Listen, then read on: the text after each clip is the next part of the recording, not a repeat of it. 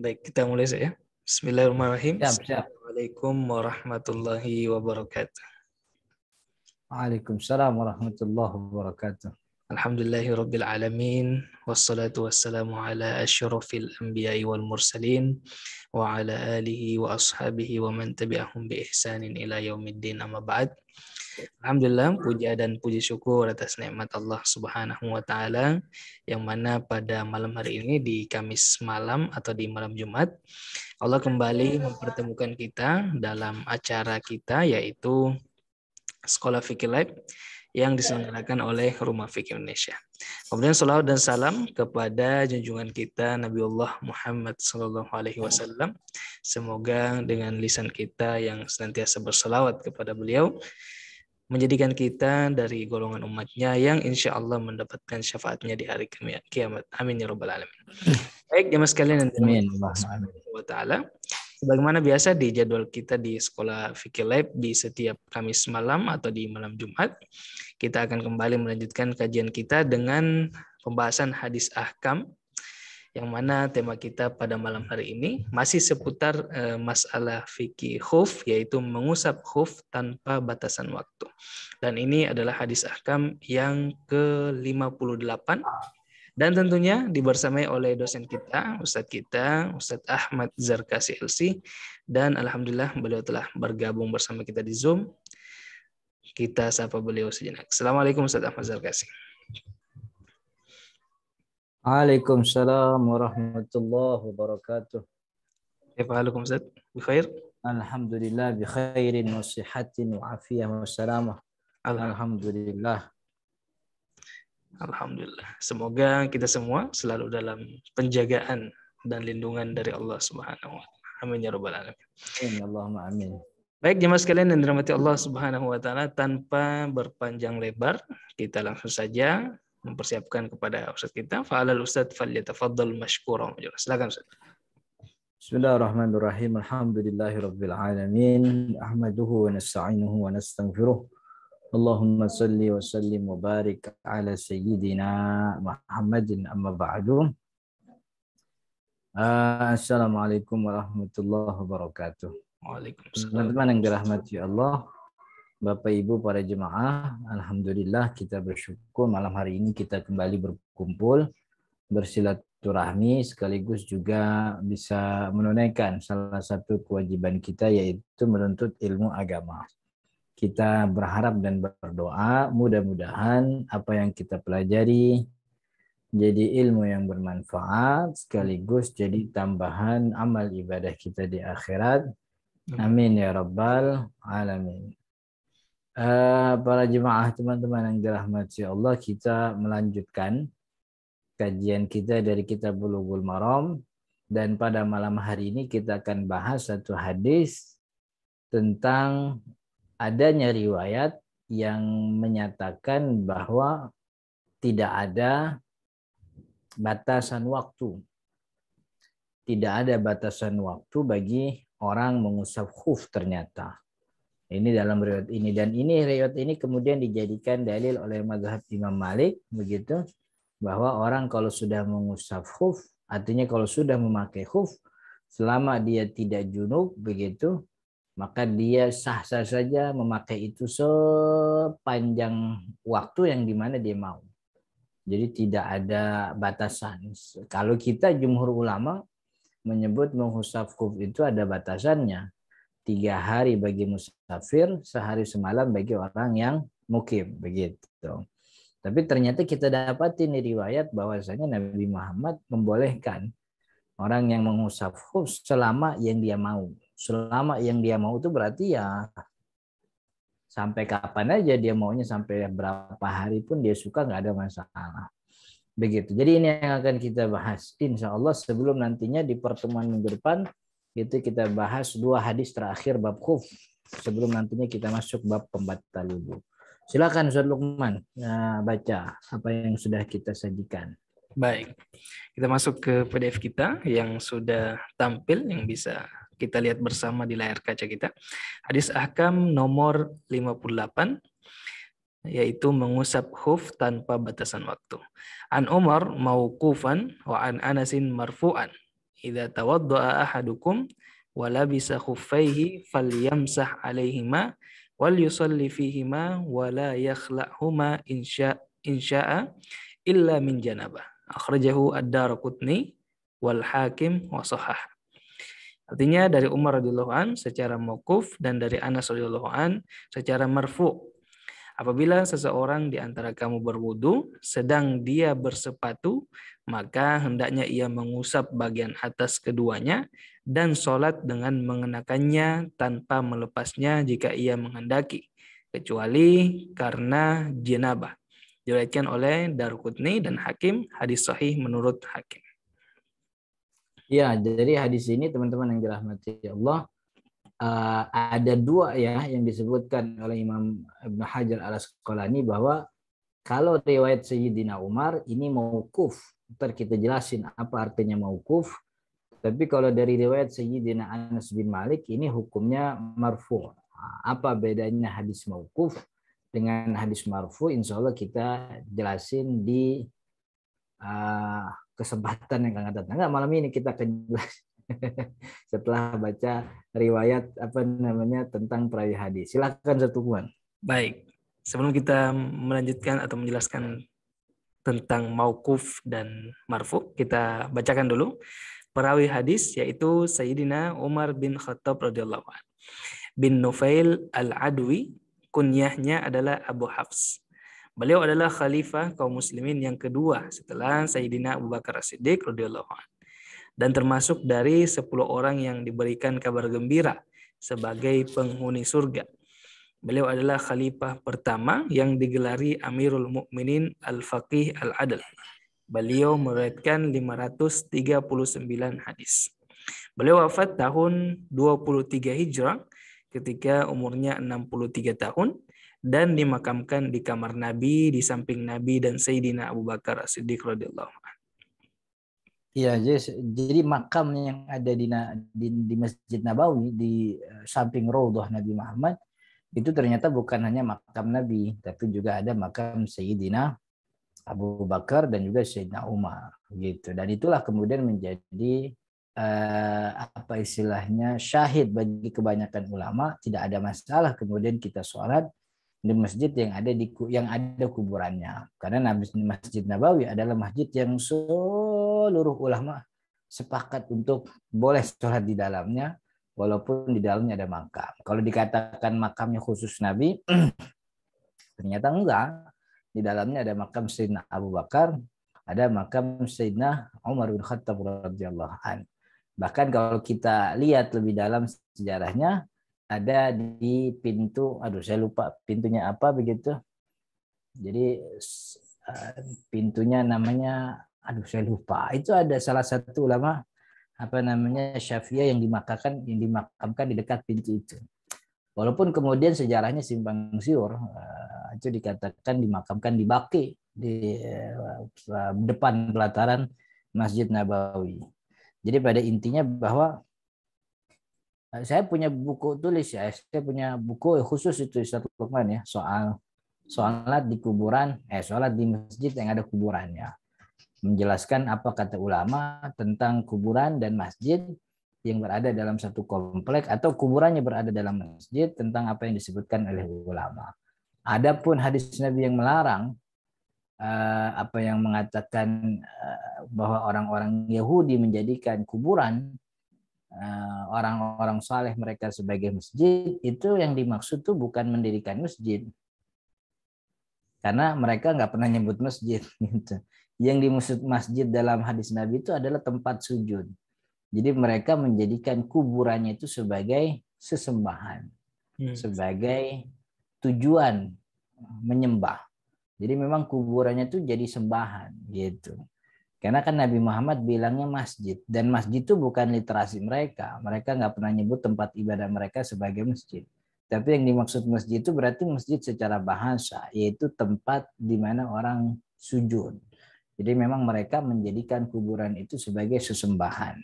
Dan itu tidak terjadi sekarang, nggak ada. Sebodoh-bodohnya orang Islam itu gak ada yang nyembah kuburan. Kan gitu. Tapi sekota-kotanya orang Islam ada yang nyembah kartu kredit. sekeren-kerennya orang kota, ada yang nyembah itu, yang nyembah rekening, ada yang nyembah Androidnya. Ini yang kalau Androidnya mati setengah mati dia. Androidnya mati dia juga mati tuh, kelimpungan begitu. Kreditnya diputusin dia juga bingung begitu. Sok-sokan dia ngomongin syirik, dirinya itu bergantung sama kreditan, sama kartu kredit gitu. Ini kalau ngomongin kayak gini rada gedek bisa ini. Kita terusin lagi, Man. Terusin, Man. Baik. Baik, kita beralih ke perawi berikutnya, yaitu Sayyidina Anas bin Malik. Adalah orang Madinah asli dari kaum Khazraj. Sejak kedatangan Nabi SAW, beliau membantu Nabi SAW di rumahnya sampai Nabi SAW wafat. Ketika Nabi SAW datang ke Madinah, beliau baru berumur sekitar 9 atau 10 tahun. Pada zaman Khalifah Umar radhiyallahu an menjabat, beliau pindah ke Basrah untuk menjadi pemandu jalan agama bagi umat di sana. Sampai akhirnya beliau wafat di Basrah. Beberapa sejarawan menyebut umur Sayyidina Anas bin Malik radhiyallahu an ketika wafat adalah 99 tahun. Ada juga yang mengatakan bahwa beliau wafat pada usia 130 tahun. Dan beliau radhiyallahu an menjadi sahabat terakhir yang wafat di Basrah. Ya. Jadi Sayyidina Anas bin Malik radhiyallahu an ini termasuk sahabat ring satu ya, emang nempel banget sama Nabi karena beliau dari kecil ngebantuin Nabi di rumah begitu. Bahkan beliau termasuk orang tuanya itu Ummu Sulaim, ibunya, termasuk beberapa kali masakin makanan buat Nabi gitu. Jadi beberapa kali Nabi Muhammad makan dari dapur Ummu Sulaim, ibunya Sayyidina Anas bin Malik. Ada kejadian unik waktu itu ketika Sayyidina Abu Thalha, bapaknya Sayyidina Anas itu melihat itu Nabi kayaknya kelaparan gitu. Lalu dia ibaratnya Nabi ntar saya buatin makanan di rumah gitu. Lalu dia datang ke rumahnya, mesen sama Ummu Sulaim bikinin makanan buat Nabi Muhammad SAW. Kan gitu. Habis makanannya dimakan, selesai, Abu Thalha nyuruh Sayyidina Anas gitu. Sayyidina Anas panggil Nabi Muhammad, makanannya udah jadi gitu katanya. Jadi Sayyidina Anas datang ke Nabawi, ternyata Nabi Muhammad di Nabawi itu lagi banyak orang. Lagi ibaratnya lagi, kalau bahasa kitanya lagi kongko. Nah, cuman nggak boleh, Nabi kan nggak kongko. Kalau kita kan kongko tuh kan bahas masalah yang kagak penting-penting. Nabi Muhammad kan nggak begitu. Jadi bahasanya Nabi Muhammad tuh sedang berkumpul dengan para sahabat. Banyak orang berdiskusi. Lalu Sayyidina Anas datang, Nabi Muhammad nanya, Abu Thalha yang nyuruh, iya, makanan udah jadi ya Rasul ke rumah. Nah Nabi Muhammad kan dengan kedermawanannya, beliau ajak itu semua orang yang ada di masjid tuh diajak semuanya ke rumah Abu Thalha, Ummu Sulaim begitu. Pas tahu Nabi Muhammad datang bawa rombongan kan Ummu Sulaim tuh bingung, bukan yang bingung tuh Abu Thalha. Dia bilang ke Ummu Sulaim, Ummu Sulaim gimana ini Nabi Muhammad bawa rombongan rupanya. Gitu. Niatnya masakin buat Nabi, ternyata Nabi Muhammad bawa rombongan banyak. Tapi kata Ummu Sulaim, Allahu wa rasuluhu a'lam. Gitu kata Ummu Sulaim, biarin. Allah Rasul lebih paham soal ini. Gitu. Akhirnya Nabi Muhammad masuk begitu, makan dia bersama beberapa lain, dan ada beberapa orang yang masih belum masuk ini karena memang rumahnya nggak mencukupi, jadi masuk 10 orang makan. Setelah makan selesai keluar. Lalu Nabi Muhammad, jadi sebelum itu Nabi Muhammad nengok dapur dulu. Nengokin dapurnya Ummu Sulaim dilihat, kemudian setelah itu dia panggil orang-orang masuk. 10 orang pertama kenyang keluar, masuk lagi 10 orang. Padahal Ummu Sulaim masaknya nggak nyampe buat 10. Itu salah satu mukjizat Nabi yang disebutkan banyak dalam kitab-kitab akidah, bahwa Nabi Muhammad selain bisa mengeluarkan air dari sela-sela jarinya untuk orang sahabat Nabi berwudu, beliau juga bisa memperbanyak makanan. Jadi cerita itu masyhur dalam riwayat Imam Muslim. Jadi diceritakan bahkan sampai 80 orang itu masuk ke rumah Ummu Sulaim, makan dari dapurnya, nggak berhenti-berhenti makanannya terus-terusan ada. Sampai 80 orang. Padahal niatnya masaknya cuma buat Nabi. Tapi Nabi Muhammad bawa rombongan sampai 80 orang. Itu salah satu mukjizatnya Nabi Muhammad SAW. Itu. Jadi memang beliau apa sih? Ya, salah satunya punya keberkahan membuat orang banyak bisa kenyang dengan dapur yang sejatinya diperuntukkan hanya seorang dua orang saja. Itu salah satu cerita. Dan itu ada di kitab Jawahir Al-Kalamiyah yang kita punya rubriknya di channel Ahmad Zarkasi gitu. Terusin Ustaz Lukman. Nah, ini makna hadis, kita jelasin makna mauquf dan juga makna marfu. Baik, kita masuk ke makna hadis. Makna yang pertama yaitu kata mauquf adalah istilah ilmu hadis untuk hadis yang periwayatannya berhenti hanya sampai sahabat Nabi saja. Dan ia tidak punya jalur untuk sampai kepada Nabi SAW, baik perkataan atau perbuatan. Ulama-ulama Jadi mauquf itu sebenarnya Ustaz Lukman secara sederhana, mauquf itu perkataan sahabat. Gitu. Jadi dia tidak punya jalur kepada Nabi baik secara perkataan atau perbuatan. Artinya perkataan itu bukan dari Nabi dan perbuatan itu tidak pernah dilihat oleh sahabat bahwa Nabi melakukan itu. Itu berhenti sampai sahabat doang begitu. Itu namanya mauquf. Terusin. Baik. Ulama-ulama Khurasan menyebut jenis ini dengan istilah athar, yakni ucapan atau perbuatan yang dinisbatkan kepada sahabat Nabi radhiyallahu anhum.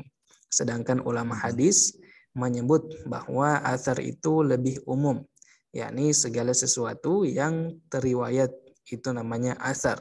Termasuk hadis-hadis Nabi itu semua adalah athar. Ya, jadi ulama Khurasan ini cuma perbedaan istilah. Ya. Sama kayak ulama Baghdad dengan ulama apa, kalau nahwu itu antara Kufah dan Basrah ya. Orang Basrah nyebutnya na'at man'ut, orang Kufah nyebutnya sifah mausuf. Itu beda itu. Ini ulama Khurasan nyebutnya asar, tapi ulama hadis nyebutnya hadis mauquf begitu.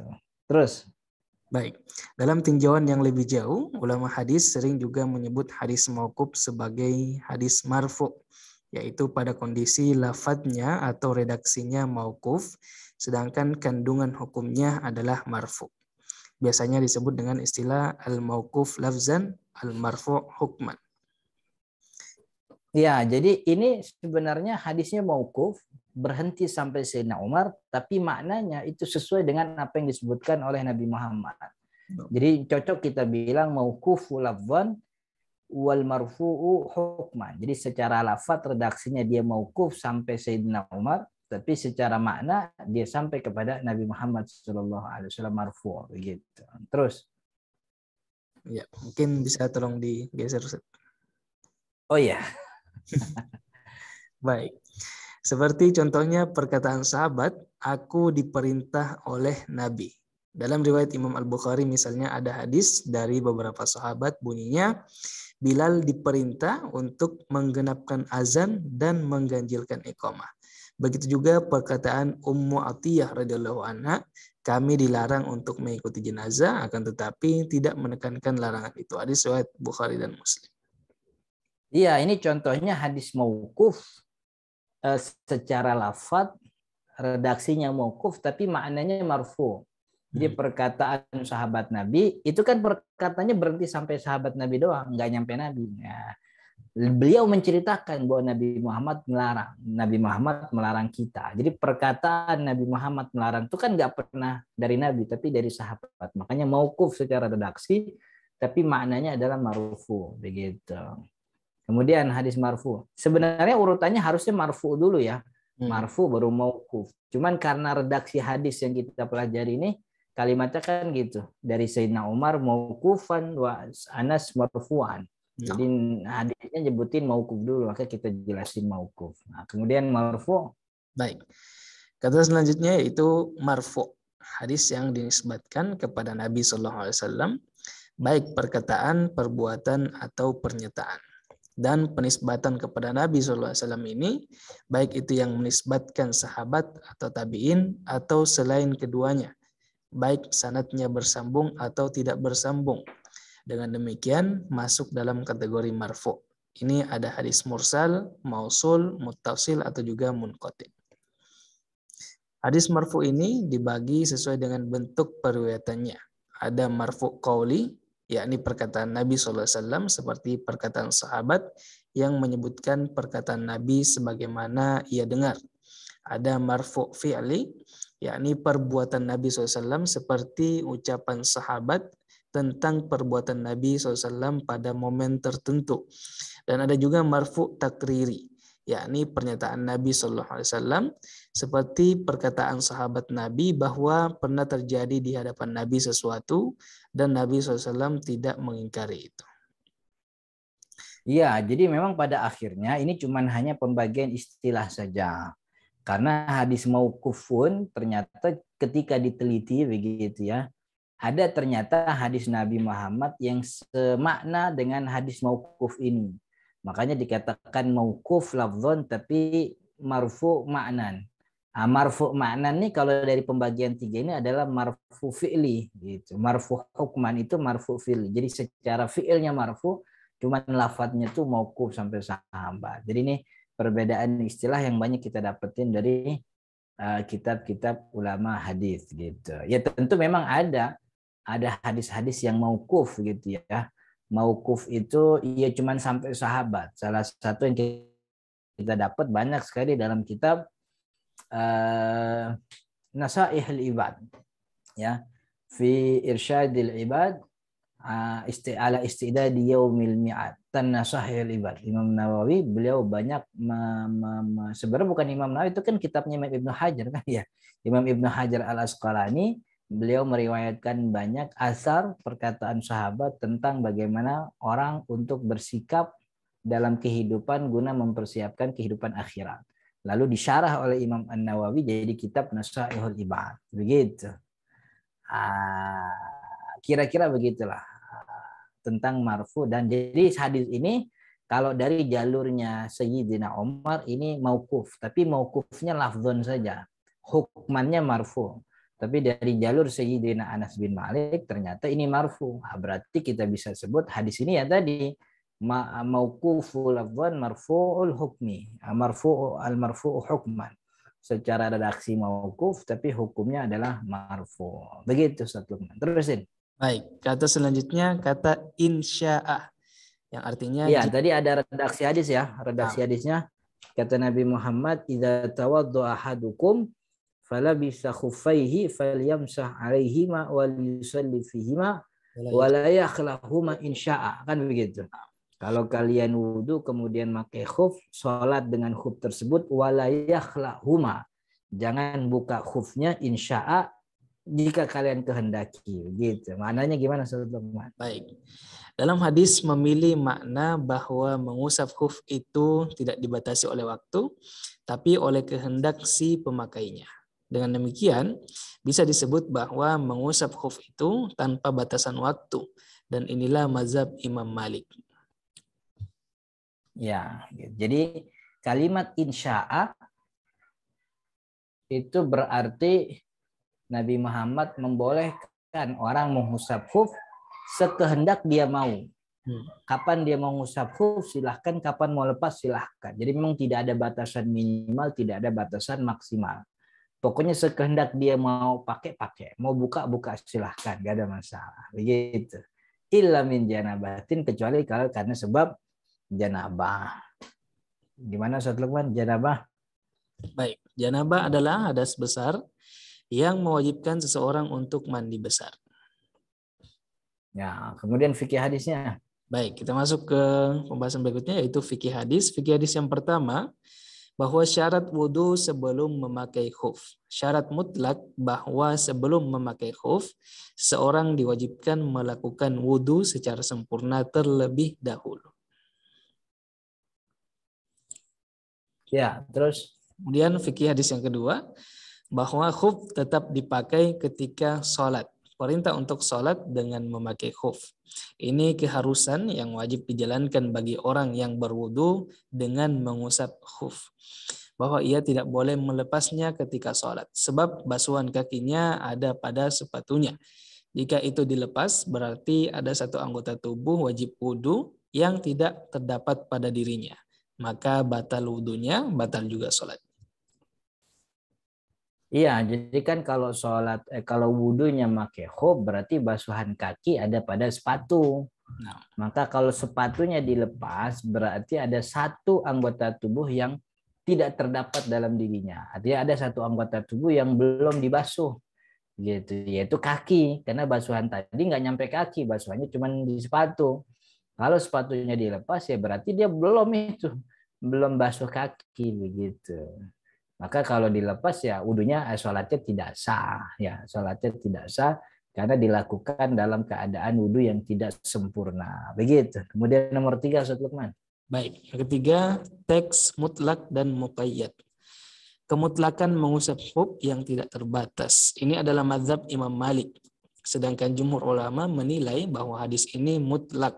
Sedangkan ada hadis lain dalam masalah ini yang diikat atau takkid dengan batasan waktu sebagaimana hadis yang sudah lewat dan juga yang akan datang. Kaidahnya, jika ada dalam satu masalah teks mutlak dan teks muqayyad, maka pemahaman pada teks yang mutlak digiring untuk mengikuti ikatan yang ada pada teks muqayyad. Allah. Iya, jadi hadisnya mutlak, artinya memang dibiarkan begitu saja tanpa ikatan. Sedangkan ada hadis dengan masalah yang sama, spesifik sekali masalahnya itu mengusap khuf. Nabi Muhammad membatasi 3 hari musafir, 1 hari semalam untuk orang mukim.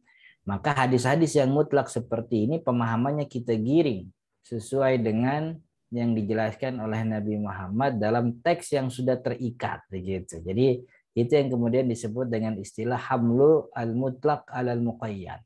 Membawa hadis mutlak ini untuk sesuai dengan hadis yang muqayyad. Muqayyad itu yang terikat, bahwa di beberapa hadis dengan masalah yang sama terikat. Sebagaimana kafarat bagi orang yang membatalkan sumpah, kan ya, itu kan yang namanya kafarat sumpah itu mutlak sebenarnya. Sebenarnya mutlak tanpa ada ikatan puasa 3 hari berturut-turut. Jadi puasa 3 hari berturut-turut itu bukan dalam teks sumpah, tapi 3 hari berturut-turut itu ada pada teks zihar. Jadi kalau teman-teman pernah dengar istilah zihar, orang yang menzihar istrinya kan kafaratnya puasa 3 hari berturut-turut. Nah, sedangkan sumpah, membatalkan sumpah puasanya 3 hari tok tanpa ada kalimat berturut-turut. Maka teks ini mutlak ini, yang tanpa ikatan berturut-turut, maka digiring pembahasannya kepada teks yang ada ikatannya itu berturut-turut 3 hari berturut-turut, karena sebab zihar dengan sumpah adalah sama-sama taukid muazzam, kan taukidul hukmi bil muazzam. Jadi apa istilahnya, dia menegaskan satu hukum masalah dengan kalimat sumpah yang diagungkan itu Allah wallahi tallahi billahi.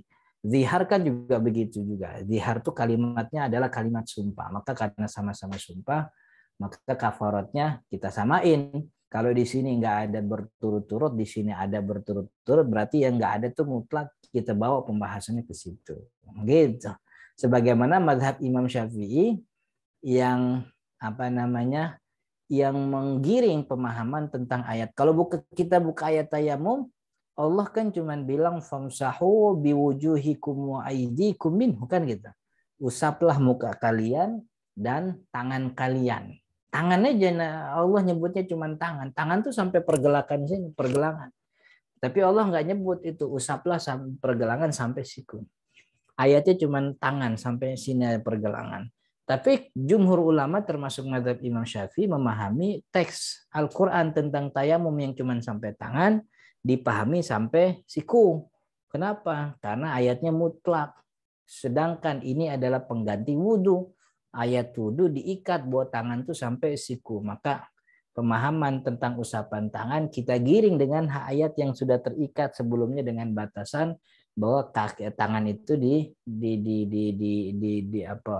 basuhan wajibnya sampai siku gitu. Walaupun mazhab Imam Ahmad bin Hambal tetap pada teksnya bahwa yang namanya usapan tangan itu cuma sampai pergelangan dalam masalah tayamum, karena memang teksnya mengatakan demikian. Wallahu taala alam, mudah-mudahan bermanfaat. Saya kembalikan kepada Ustadz Lukman untuk kita buka sesi tanya jawab dan diskusi. Hadanallahu wa iyyakum ajma'in. Assalamualaikum warahmatullahi wabarakatuh.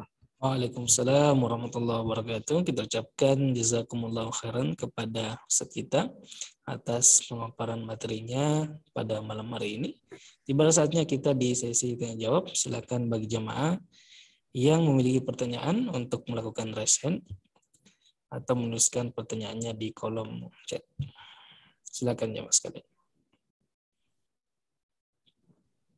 Baik, sudah ada yang mengangkat tangan. Kita langsung saja persilakan kepada Bapak Jihad Hufaya. Silakan Pak Jihad. Assalamualaikum Ustaz. Waalaikumsalam warahmatullahi wabarakatuh. Pertanyaannya di luar tema aja. Apa ya Ustaz? Silahkan. Kemudian apa? Silahkan. Saya ini terkait sholat Ustaz.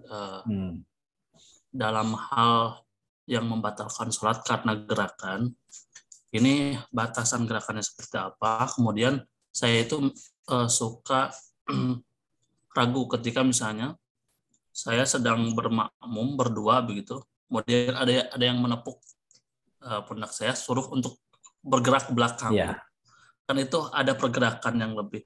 Saya pernah ngaji itu kalau mau bergerak langkah itu kan hitungannya jangan lebih dari 3 langkah. Kalau misalnya lebih itu udah banyak. Kalau udah banyak berarti termasuk gerakan banyak membatalkan. Nah itu gimana Ustadz penjelasannya itu?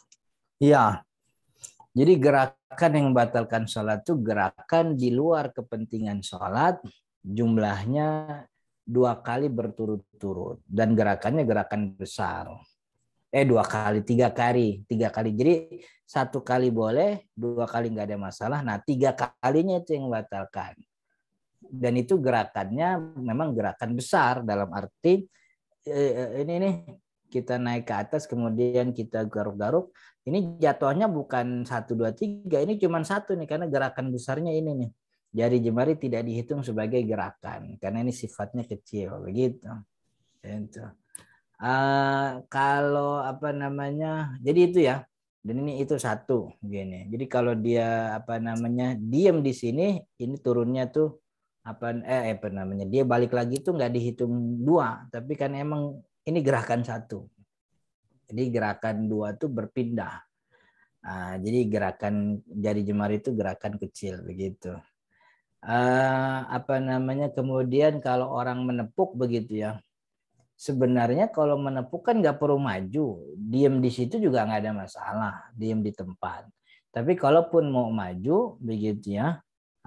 Kalau dalam kitab Kasyifatus saja gerakan kaki itu tidak dihitung sebagai gerakan yang membatalkan karena kaki itu bukan bagian yang memang biasa bergerak. Yang biasa bergerak itu kaki. Jadi kaki itu tidak dihitung 1 atau 2 karena gerakannya itu sangat pergerakan kaki itu sangat jarang sekali gitu. Artinya kalaupun dia bergerak, pasti dia bergerak karena kebutuhan. Begitu. Terlebih lagi kan ini untuk kebutuhan sholat. Bagian daripada kebutuhan itu dia maju untuk sekedar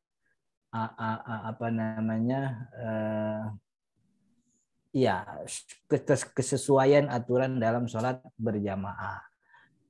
Ya mungkin agar untuk tidak terhitung 3 begitu kan beberapa guru-guru kami juga mengatakan memang agar tidak terhitung sebagai 3, jadi ketika dia masuk, ketika dia maju, jadi 1 langkah diam dulu gitu. Jadi pas 1 langkah diam, baru kemudian maju lagi. Jadi per langkah, tidak 2 langkah sekaligus gitu. Jadi 1 diam untuk menghindari makna 3 kali berturut-turut tadi. Tapi aslinya kaki itu tidak dihitung, kecuali kalau melompat, karena melompat itu jatuhnya gerakan besar gitu. Ya, ada kalimat dalam teks itu al-wasbah. Al-wasbah itu minal fahisyah.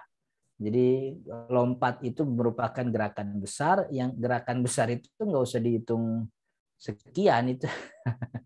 Iya, gerakan besar sama hitungannya 2 kali itu membatalkan sholat gitu. Oke? Tambahannya Ustaz, ini masih terkait itu. Ketika kita sudah masbuk, sudah berjamaah, namun jamaahnya masbuk, kan sama-sama masbuk nih. Ya. Suka ada yang mandiri ideng sendiri, dia maju sebagai imam ataupun dia mundur untuk menjadi makmum lagi. Itu Ya. seperti apa? Karena memang banyak yang menyalahkan, ada juga yang membolehkan. Itu seperti apa? Dari sepanjang yang saya tahu dan dari referensi saya yang kurang ini, saya memang belum pernah menemukan ada aturan begitu. Jadi ada semacam apa sih istilahnya, inisiatif dari jamaah untuk membuat jemaah begitu. Agak repot juga, ntar pas orang-orang belakang berdiri itu repot. Yang mau maju tuh siapa? Kalau semuanya mau maju kan jadi khawatir semuanya mau jadi maju kan gitu. Atau malah justru semuanya mau jadi makmum, akhirnya mundur semua kan. Maka saya nggak pernah nemu ada aturan itu. Jadi kalau sudah assalamualaikum imam, selesai sudah sholat berjamaah, semua meneruskan sesuai dengan rakaat yang mereka tinggal, rakaat yang kurang. Adapun satu orang kemudian maju atau berinisiatif jadi imam, saya belum nemu itu emang. Artinya teks yang membolehkan itu tuh belum dapat. Cuman kasusnya emang banyak terjadi di banyak banget. Saya juga nggak tahu itu dari. Jadi kalau saya pernah masbuk begitu, ya orang kalau mau maju silahkan aja, terserah lu kan begitu. Kalau kita masalah terusin sholat sendiri karena berjamaah sudah selesai begitu. Jadi saya juga nggak berani menyalahkan karena itu masif sekali terjadinya. Jangan-jangan ada ilmu yang belum saya tahu begitu. Jadi mungkin kapan waktu nanti bisa bertanya sama ustadz lain begitu ya, atau sama pelakunya sendiri kan gitu. Tanya pelakunya habis sholat ditepok. Mas sampean diajarin sama siapa begitu. Oke. Satu lagi Ustaz, kita bermakmum kepada mengangkat imam pada orang yang telah bermakmum, itu boleh nggak Ustaz? Maksudnya gimana? Kan ini sholat berjamaah, dia masbuk, gitu ya. Kemudian dia teruskan sendiri, datang orang nepuk dia untuk dijadiin imam, kita masbuk makmum ke dia gitu. Nggak apa-apa kalau itu nggak ada masalah. Itu kan kita membuat jemaah baru setelah jemaahnya sudah selesai. Nggak ada masalah. Gitu. Baik. Ya. Terima kasih kepada Bapak Jihad Kufaya atas partisipasinya bertanya di sesi kita kali ini. Ya, selanjutnya kita persilahkan kepada Bapak Taufikur Rahman Zaini. Silakan Pak Taufik. Assalamualaikum warahmatullahi wabarakatuh, Ustaz. Waalaikumsalam warahmatullahi wabarakatuh. Silakan. Iya, Ustaz. Pertanyaannya, Ustaz, tidak terkait khub tapi terkait dengan kurban sedikit, Ustaz. Kurban. Ada Ustaz yang mengatakan seperti ini, Ustaz. Ketika kita membayar kurban, kita harus katakan bahwa ini kurban sunnah saya gitu. Jangan kurban saja katanya gitu. Nanti terhitung nggak sah gitu, apakah kurban wajib atau gimana gitu katanya. Gimana Ustaz? Memang harus kita menyatakan dengan menyebut ketika membayar kurban itu dengan mengatakan kurban sunnah gitu Ustaz? Iya, memang harus begitu. Sebenarnya nggak harus bilang kurban juga nggak apa-apa. Cuman konsekuensi hukumnya berbeda.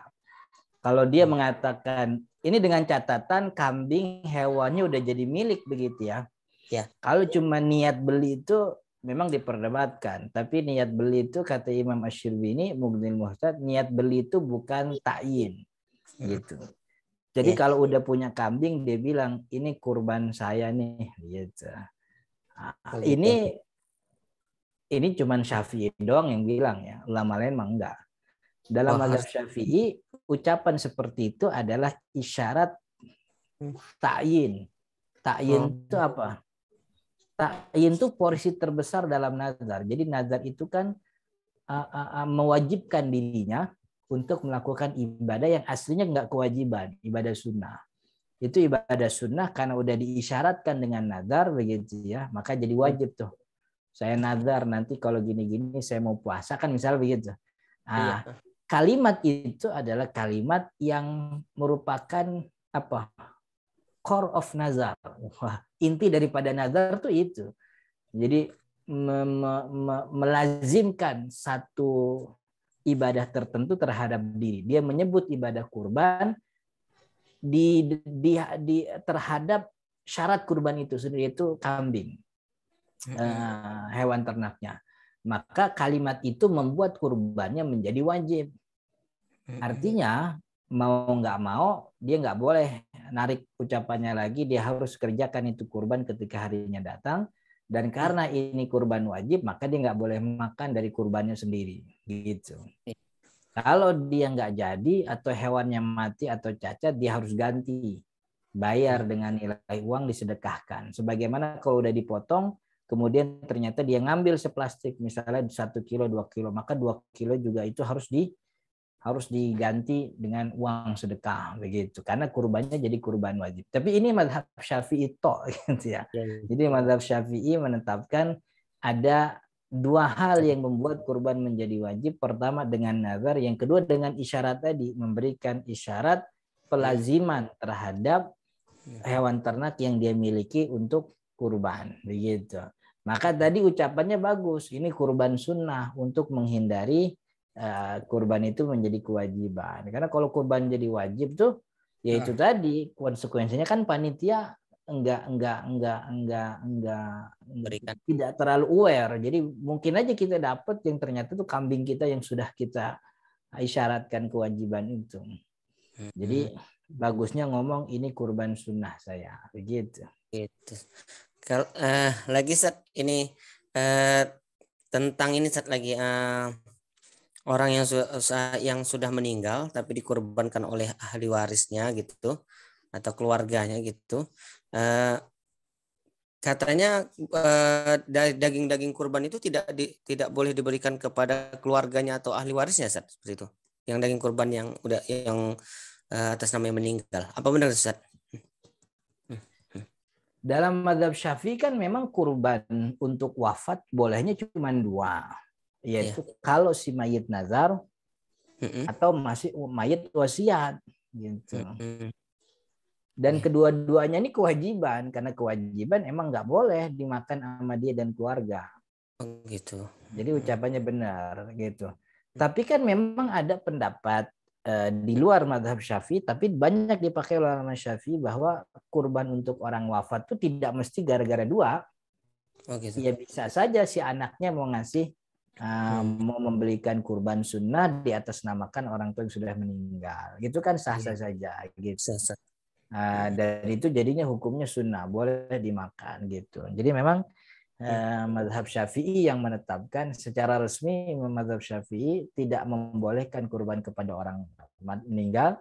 Kalaupun orang meninggal itu ingin dikurbankan, itu mesti gara-gara 2. Pertama gara-gara nazar atau ada wasiatnya, gitu. Wasiat ya. Ya. Makanya nggak boleh dibagikan kepada ahli warisnya, Sat, ya, seperti itu ya? Iya. Ya, Sat. Syukron, Sat, ya. Jazakallah khair. Assalamualaikum warahmatullahi wabarakatuh. Assalamualaikum warahmatullahi wabarakatuh. Dan terima kasih kepada Bapak Taufikur Rahman Zaini. Selanjutnya kita persilakan untuk penanya berikutnya, yaitu Bapak Ahmad MZ. Silakan, Pak.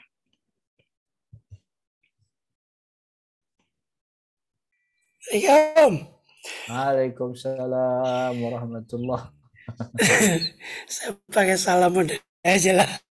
Assalamualaikum.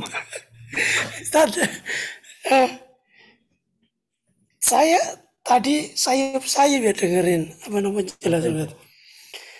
Itu yang saya dengar tadi lebih banyak bahasa hadis marfu sama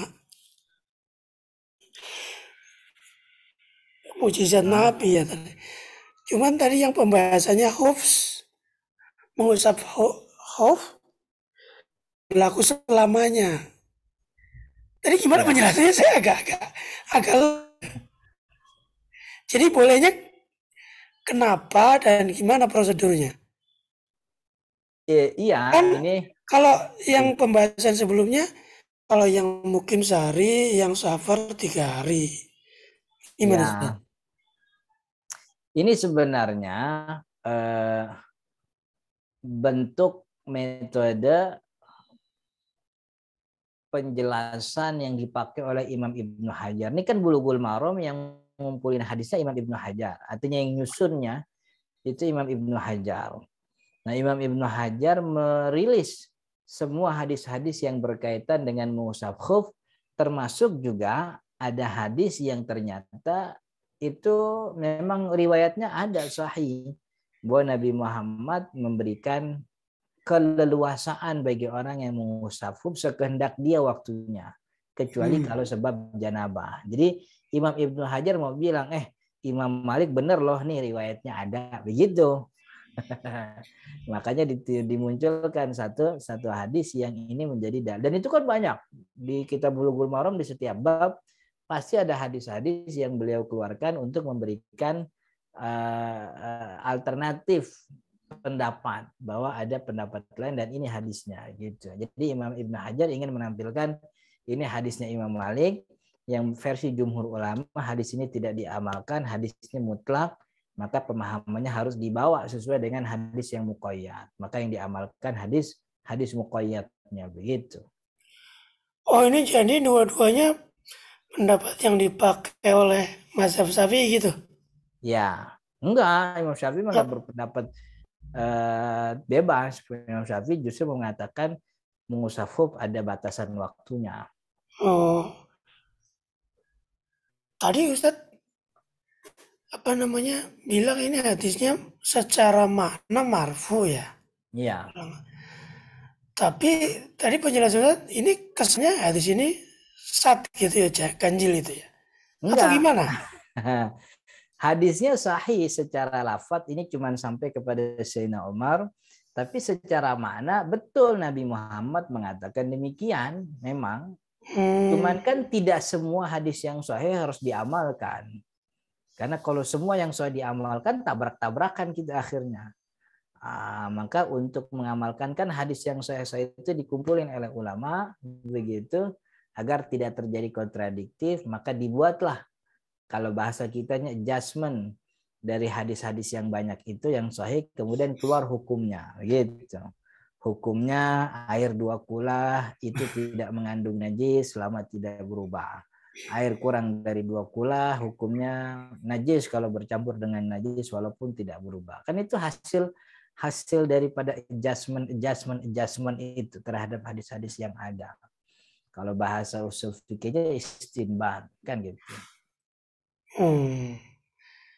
Berarti pendapat ini konfirmasi lagi. Berarti ini pendapat yang bukan pendapat mu'tamad ya. Yang mu'tamad adalah yang ada jangka waktunya. Iya, tidak mu'tamad dalam pandangan mazhab Imam Syafi'i.